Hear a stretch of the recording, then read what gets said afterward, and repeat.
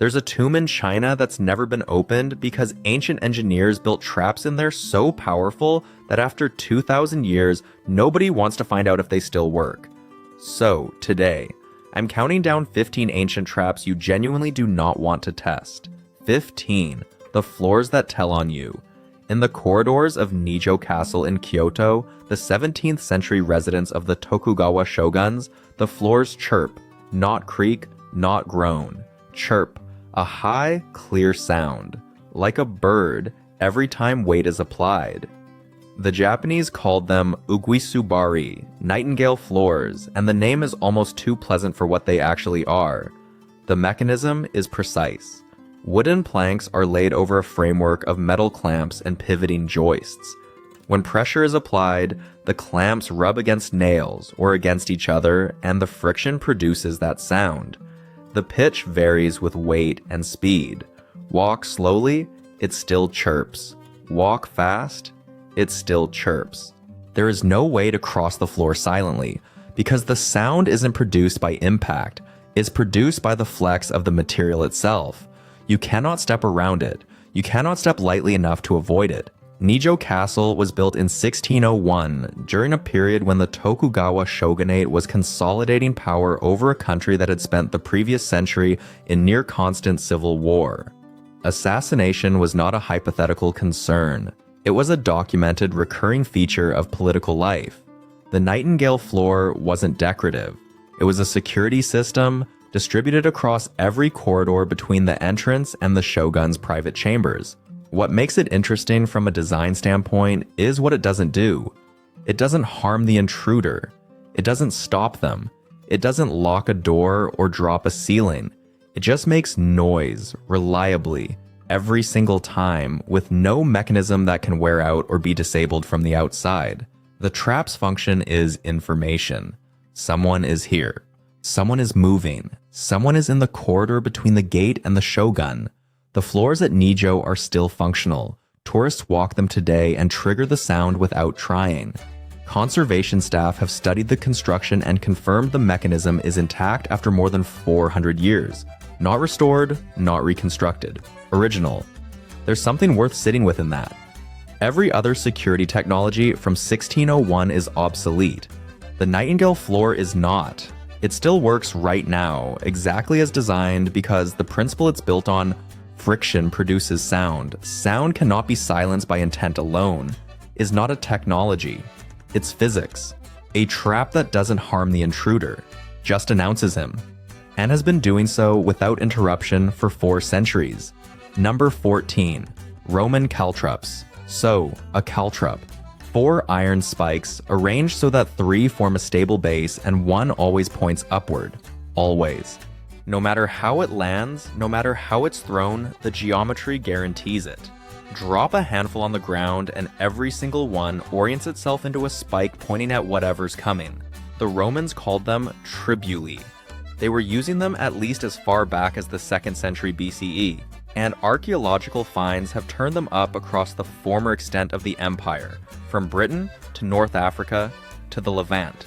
Julius Caesar documented their use at the Battle of Alesia in 52 BCE, where his engineers scattered them across the approaches to his siege fortifications to prevent the Gallic relief force from charging through. The relief force numbered around 250,000 men. The caltrops were part of what stopped them.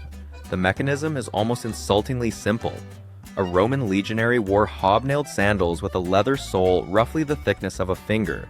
A caltrop spike, driven upward by the weight of a running man, goes straight through. For cavalry, the calculation is worse. A horse hoof is wider, offers more surface area, and a horse that steps on a caltrop at speed doesn't just stop. It panics, throws its rider, and becomes a problem for everyone behind it. But the real design achievement isn't the spike, it's the base.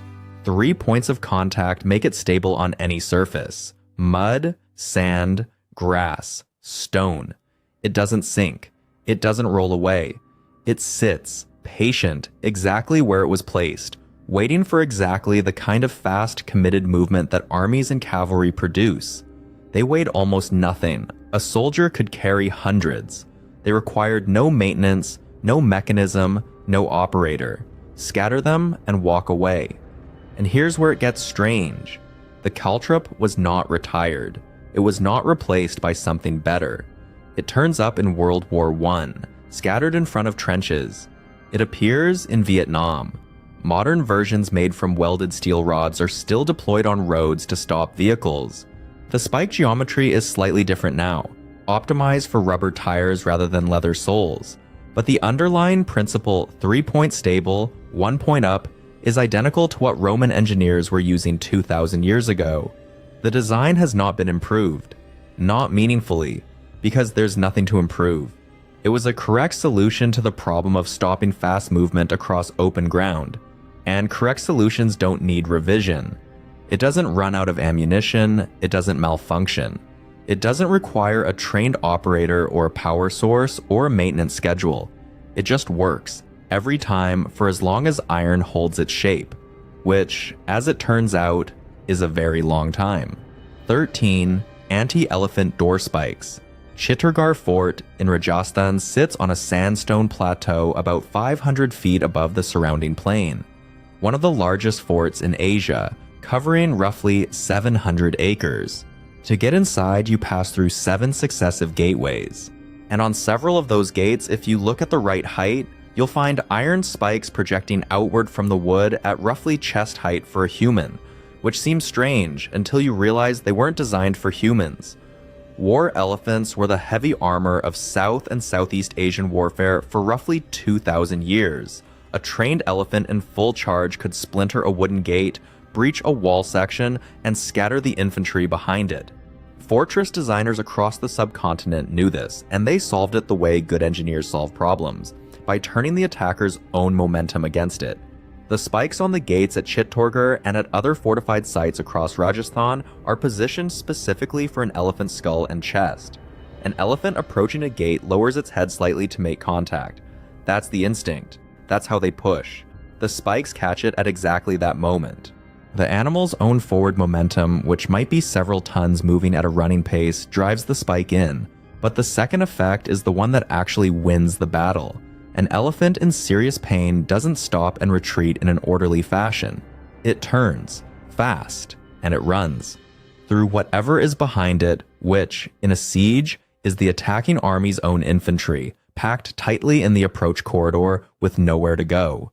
The designers of these gates understood that the elephant wasn't just a battering ram.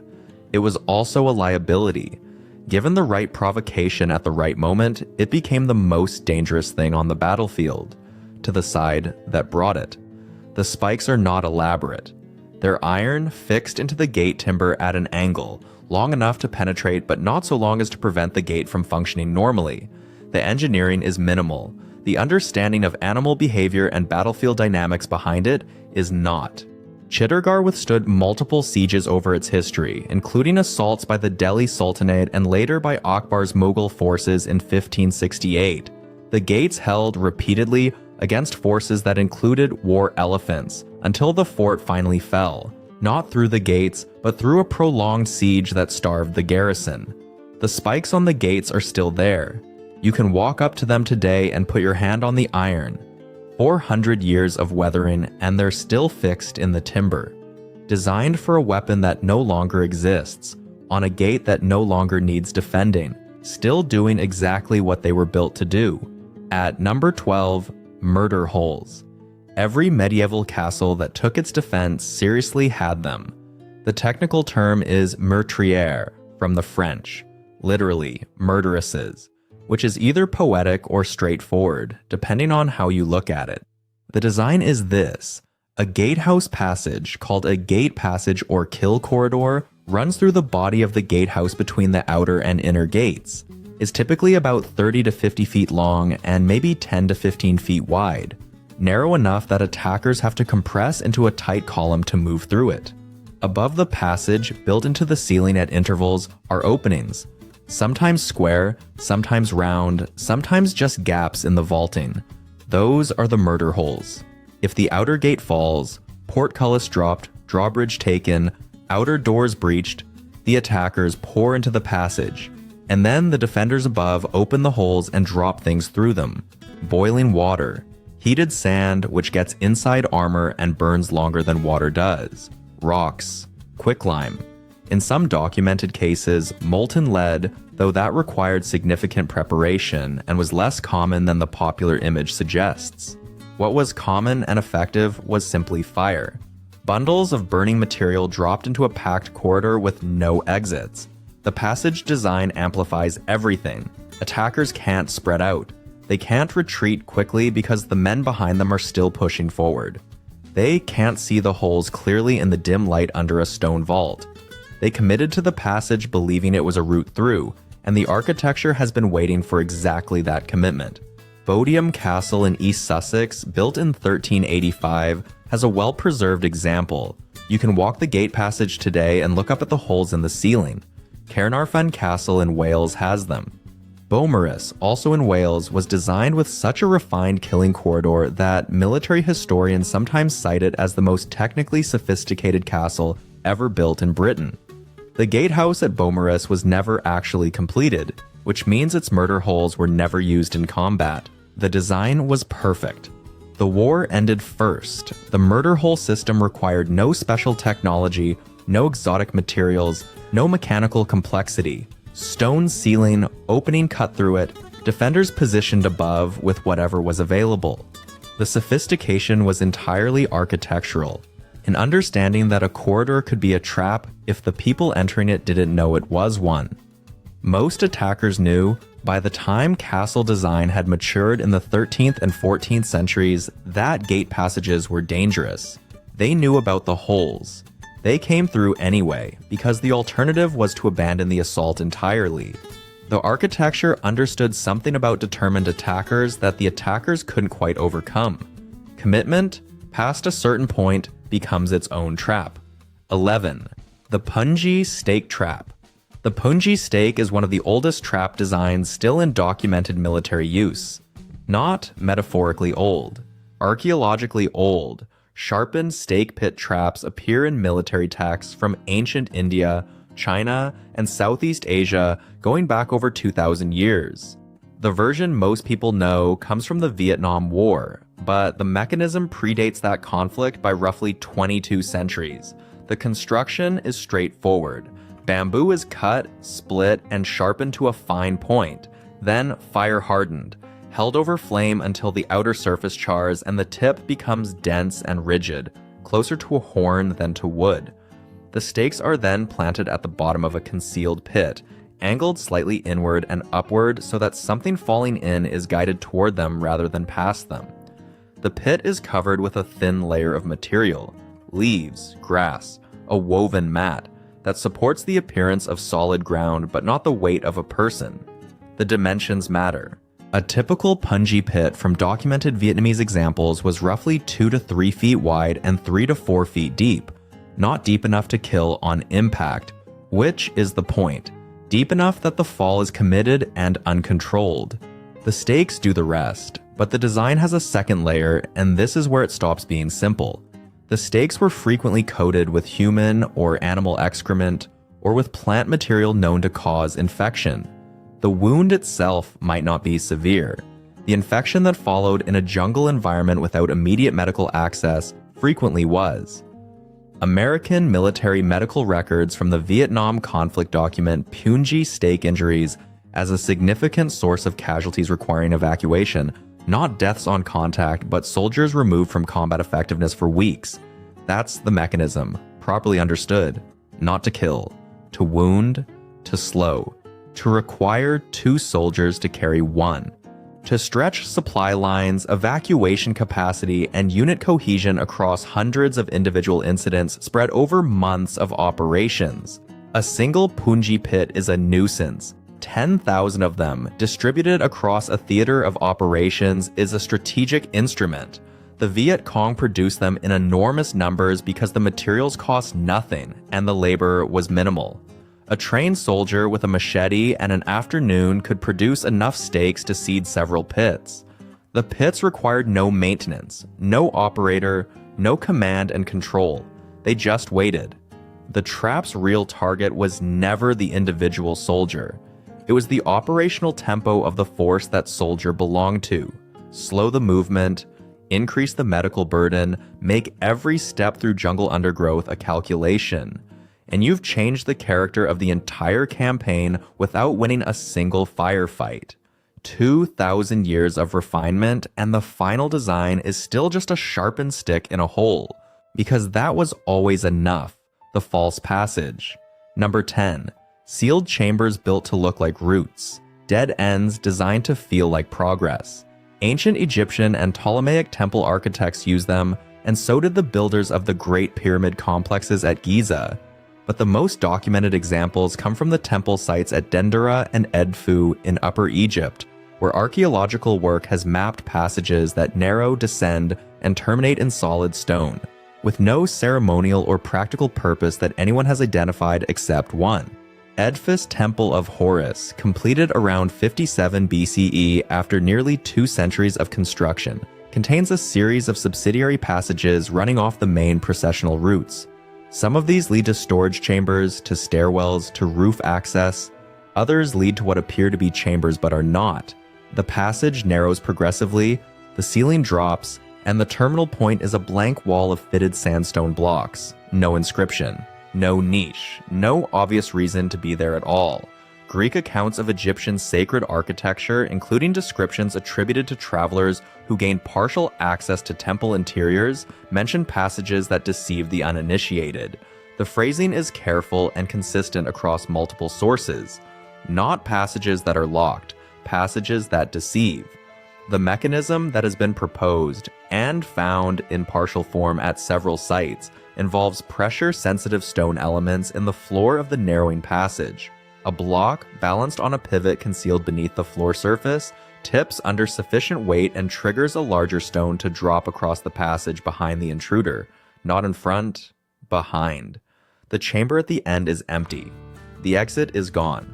What makes this design cold, in a purely engineering sense, is the sequence it produces. The intruder enters a passage that looks promising.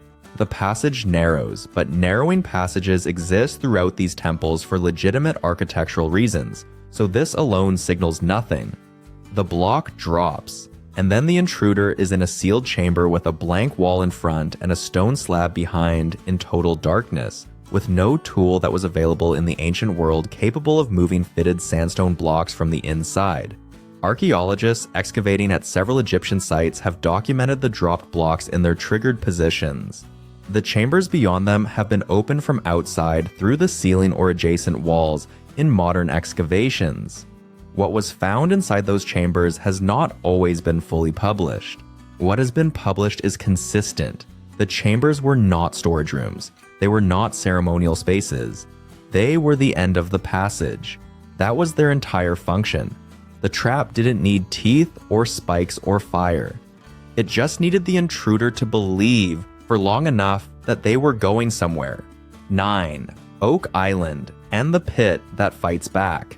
In 1795, a teenager named Daniel McGinnis found a circular depression in the ground on a small island off the coast of Nova Scotia and started digging. He got about 10 feet down before he hit a layer of oak logs laid horizontally across the shaft.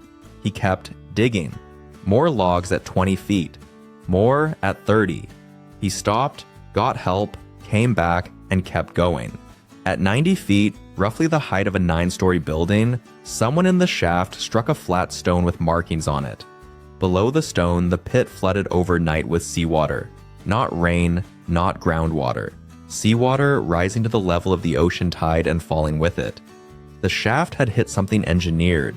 What the original excavators had encountered, and what 2 centuries of subsequent investigation have confirmed, is a deliberate flood tunnel, or more likely several, running from the beach at Smith's Cove to the base of the shaft at an angle, designed to activate at a specific depth and fill any excavation that reached it. The tunnel system is not natural.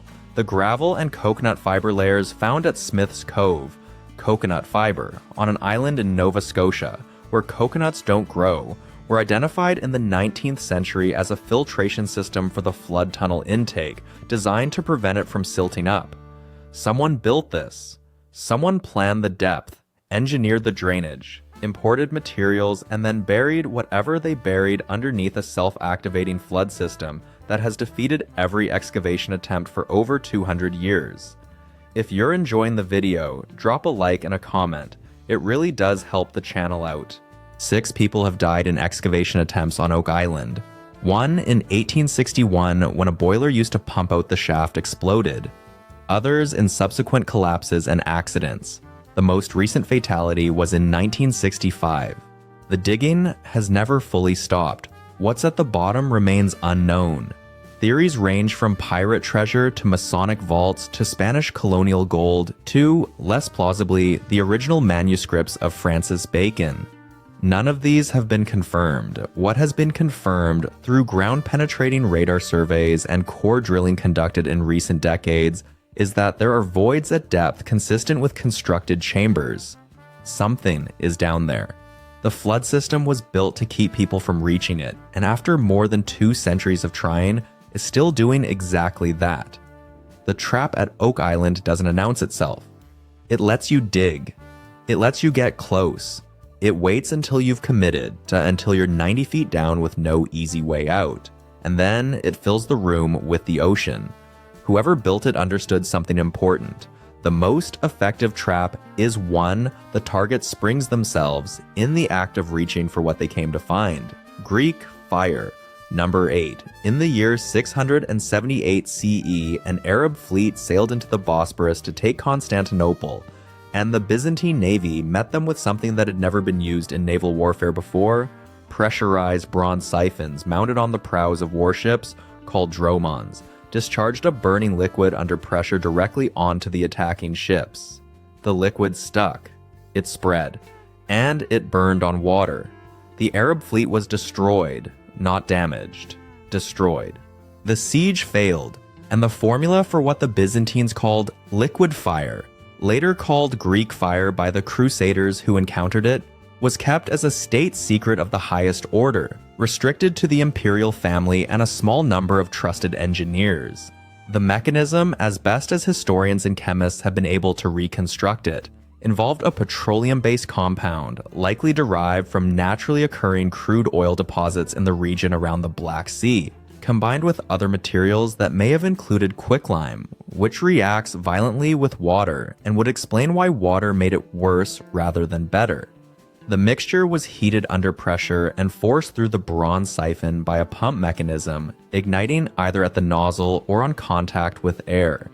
The exact formulation has never been confirmed. Every reconstruction is an educated inference from incomplete sources. What the sources do confirm is the effect.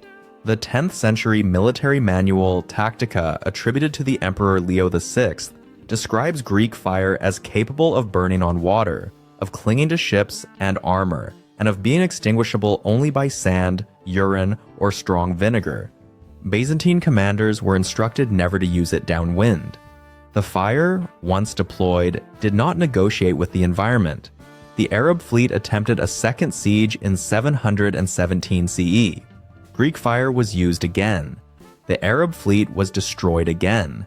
The Byzantines held Constantinople for another 736 years.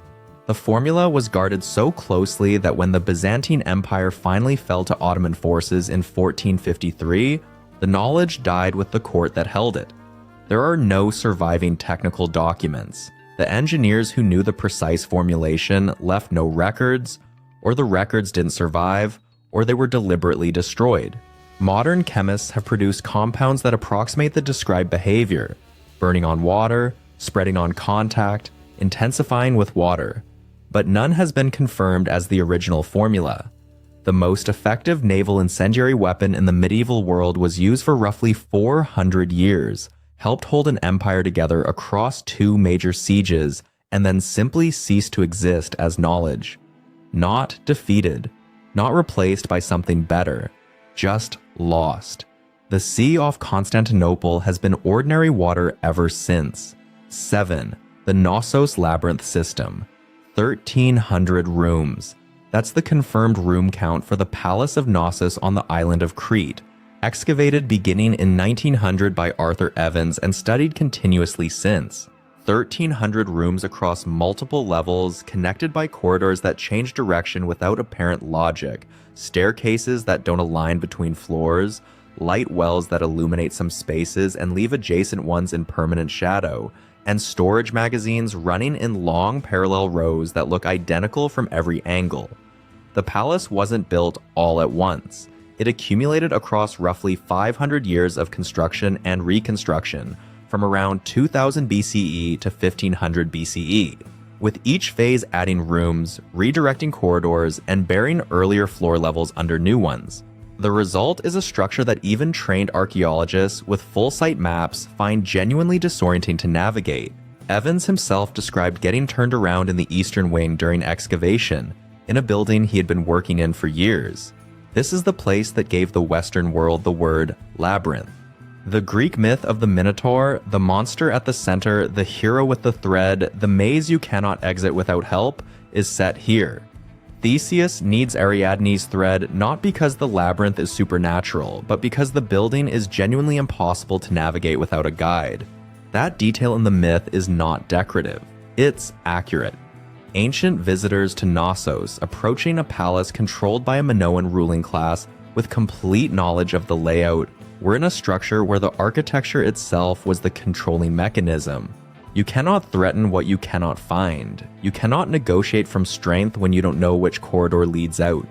The labyrinth doesn't need guards at every door if the doors themselves are indistinguishable from walls, and the corridors themselves loop back to where you started. Herodotus, writing in the 5th century BCE, described an Egyptian labyrinth near Lake Moeris, possibly the mortuary complex of Amenemhat III at Hawara, as surpassing all human works, including the pyramids. He described it as having 3,000 rooms across 2 levels, with the underground level inaccessible to visitors.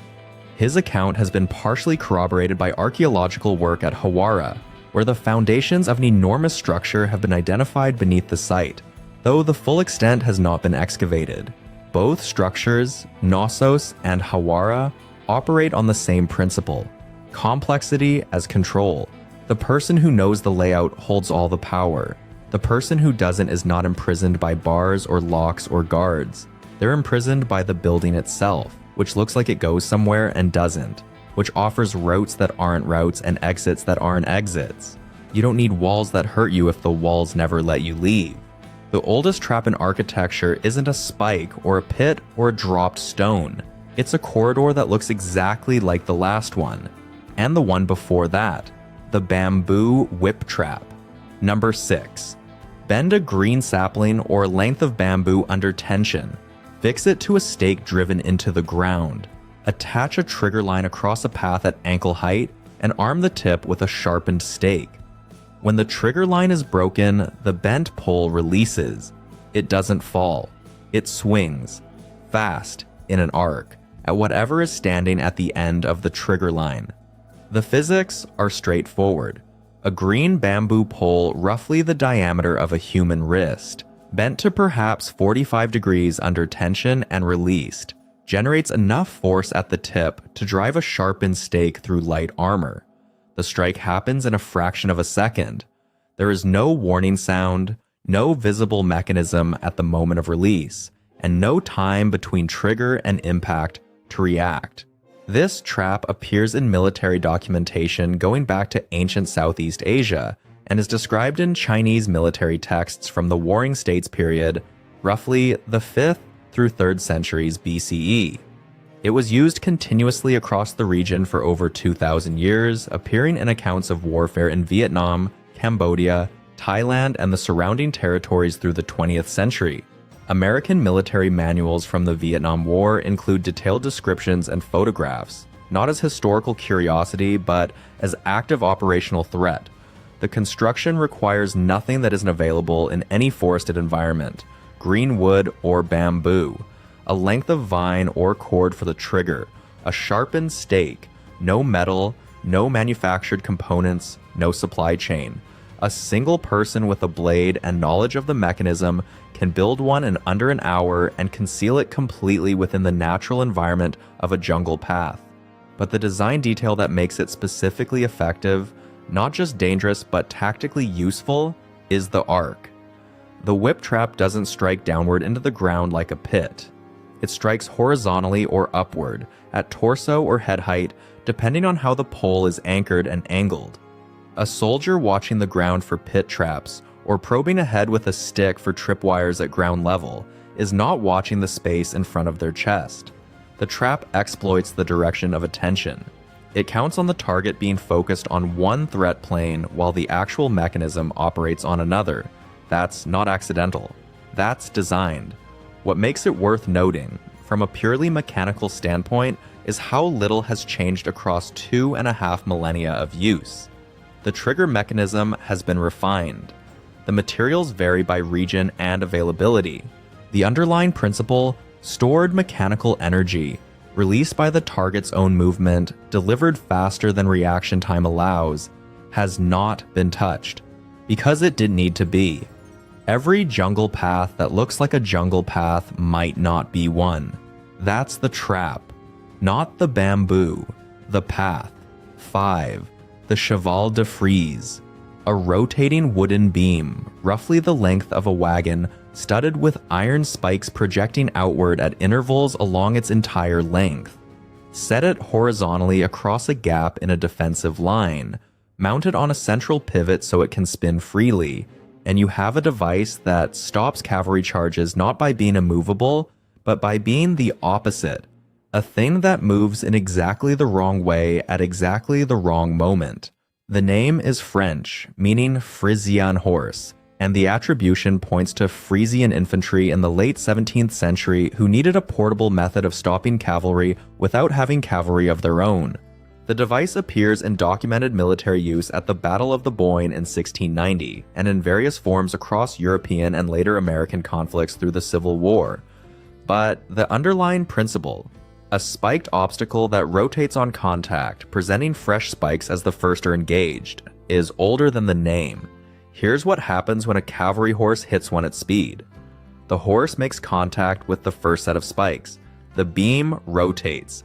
The spikes that were previously facing away swing around and engage the horse from a new angle. The animal cannot push through because pushing through rotates the device and introduces new points of contact. It cannot step over because the beam is at chest height for a horse. It cannot easily go around because the devices are deployed in series across a gap, end to end. The rider, meanwhile, is sitting on top of an animal that has just encountered something it cannot process and cannot overcome at speed, with no room to stop. What makes the cheval de frise specifically interesting as a trap design is that it weaponizes the attacker's momentum in two directions simultaneously. Forward momentum drives the horse into the spikes. The rotation of the beam means that the harder the animal pushes, the more surface area of spike it contacts. The trap gets more effective as the attacker commits more force to breaking through it. A single cheval de frise, correctly placed in a gap between two obstacles, a wall section, a riverbank, a tree line, could hold that gap against a cavalry force many times the size of the infantry unit defending it. The Battle of Blenheim in 1704 saw them deployed across multiple points in the French defensive line. American Civil War field commanders used them to secure flanks overnight when digging full entrenchments wasn't possible. They were cheap to build, fast to deploy, required no maintenance, and could be moved by 4 soldiers to a new position in minutes. The iron spikes could be reused from a damaged beam. Nothing about the design required specialized knowledge or materials beyond what any military carpenter had available. The gap it was designed to hold always had a name: a road, a bridge, a pass. The cheval de frise didn't care what the gap was called. It just held it. One device, one gap. That was always the whole calculation. 4. Constantinople's walls, chain, and fire. 3 lines of defense, 1 chain, and a substance that turned the harbor into something no fleet wanted to enter. The Theodosian walls, completed in 413 CE under the Emperor Theodosius II, ran for nearly 4 miles across the landward approach to Constantinople. Not one wall, 3.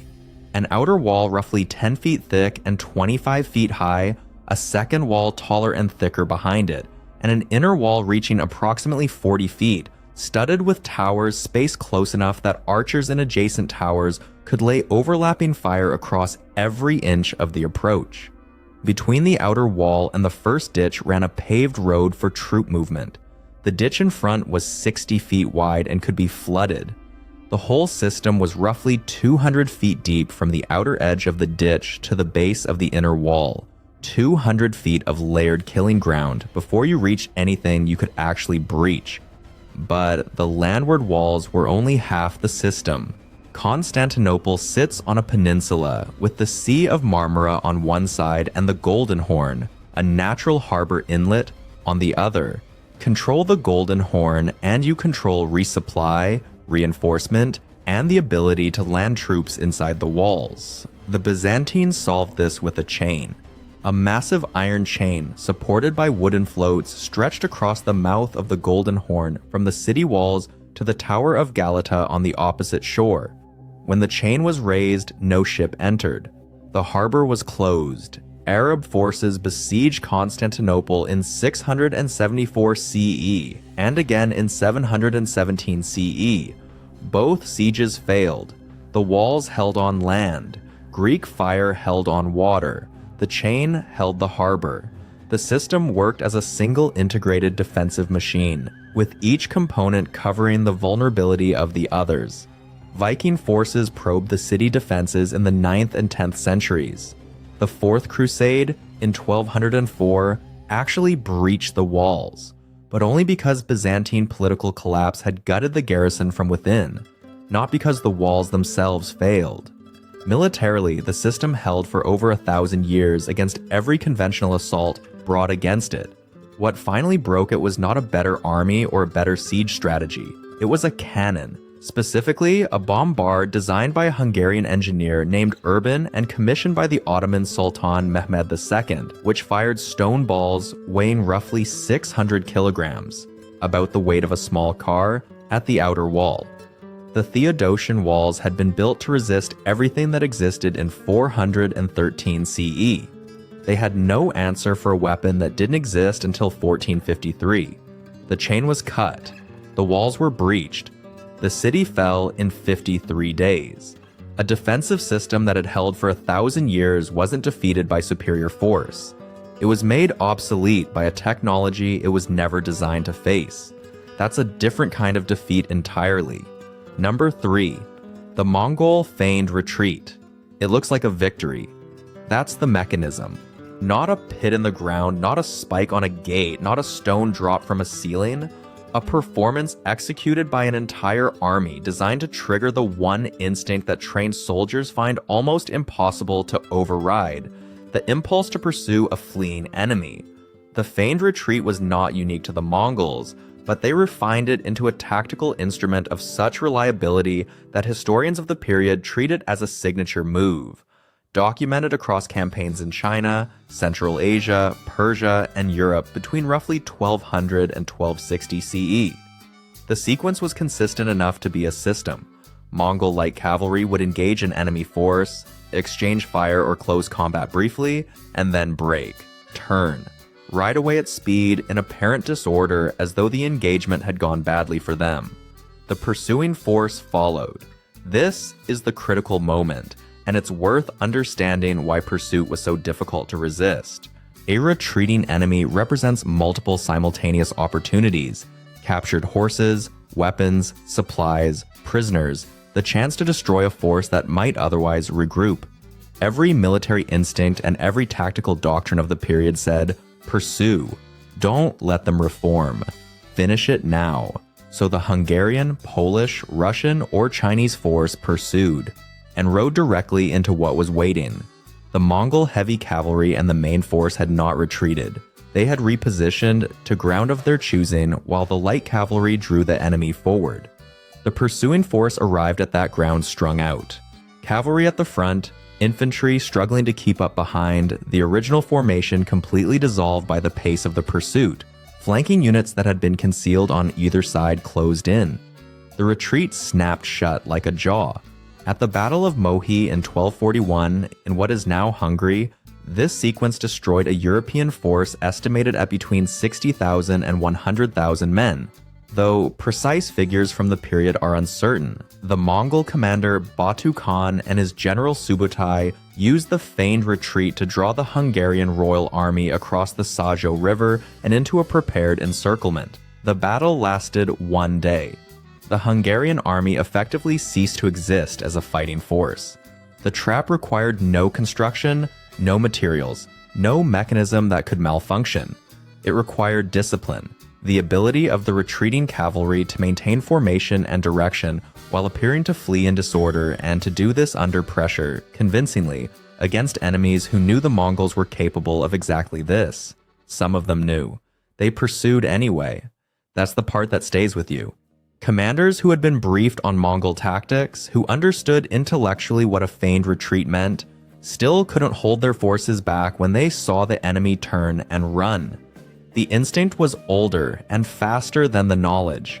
The gap between understanding a trap and not falling into it is wider than it looks. The Mongols built their empire in that gap. 2. The tomb of Qin Shi Huang. Underneath a man-made hill roughly 250 feet high, about 20 miles east of the city of Xi'an in Shanxi province, lies the mausoleum of Qin Shi Huang, the first emperor of a unified China, who died in 210 BCE. The hill has been there for over 2,000 years. The tomb beneath it has never been opened. Not because no one has tried to locate it, it's been located. Not because the technology doesn't exist to excavate it, it does. The tomb remains sealed because of what the historical record says is inside it, and because modern soil surveys have confirmed that at least part of that record is accurate. Sima Qian, the Han Dynasty historian writing roughly a century after the tomb was sealed, described the interior in his Records of the Grand Historian. The account includes palaces and towers reproduced in miniature, rare artifacts, and the ceiling of the burial chamber inlaid with pearls representing stars and constellations.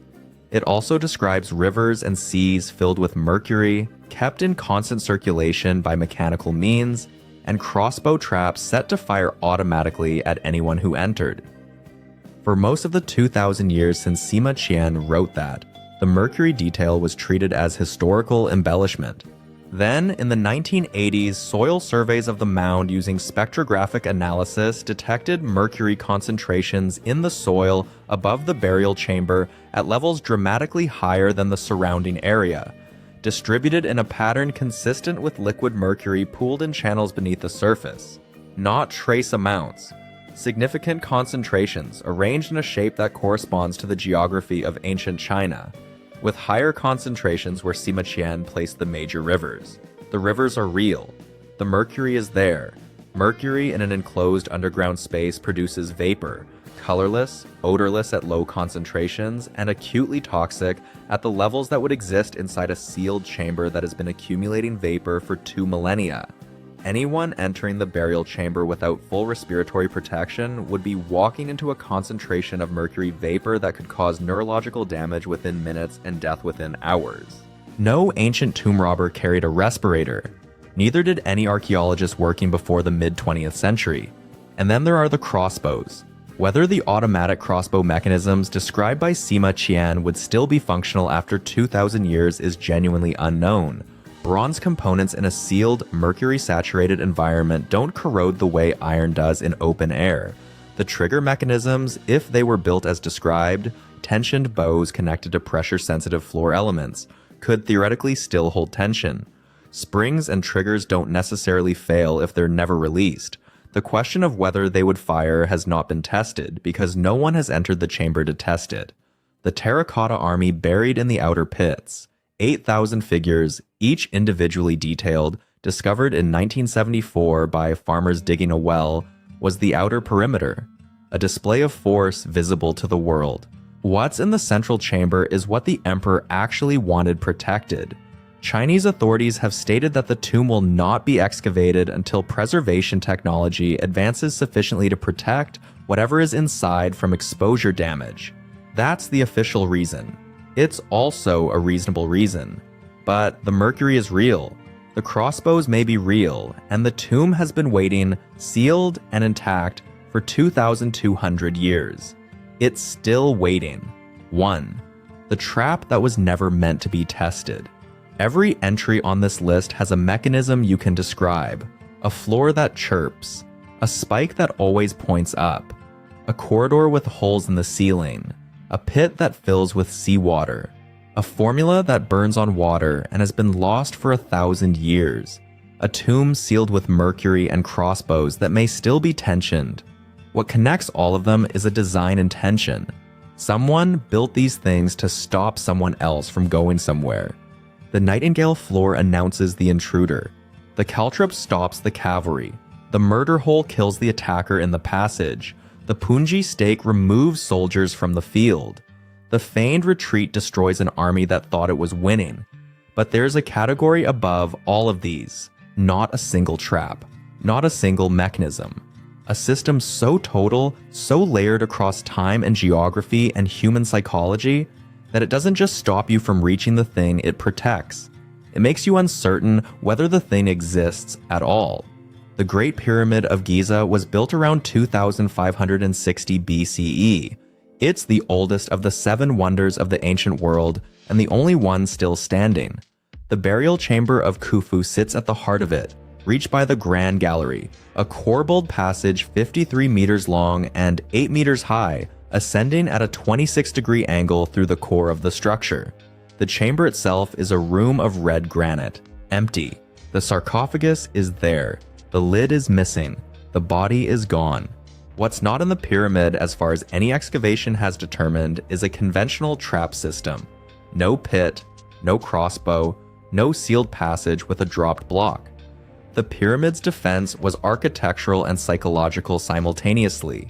The sheer scale of the structure, the weight of the stone above every passage, the fact that the entrance was sealed with granite plugs weighing several tons each after the burial, and that the plugs once slid into position down the ascending passage could not be moved from below. Arab workers under the Caliph al-Mamun in around 820 CE tunneled through the limestone body of the pyramid to bypass the plugs entirely.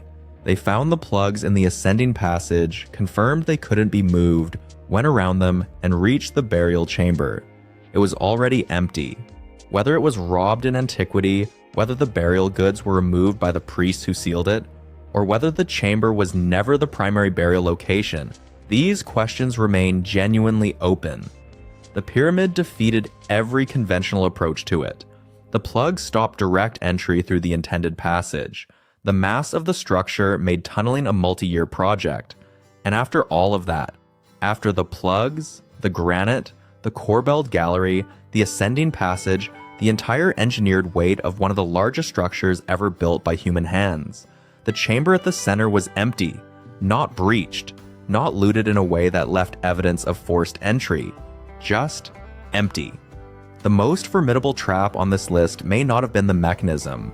It may have been the question the mechanism leaves behind, the one that 2,500 years of archaeology has not answered, and that the pyramid itself, sealed and standing and silent, declines to resolve. Every trap on this list tells you what it's protecting. The pyramid doesn't. And that, in the end, is the most sophisticated defense of all.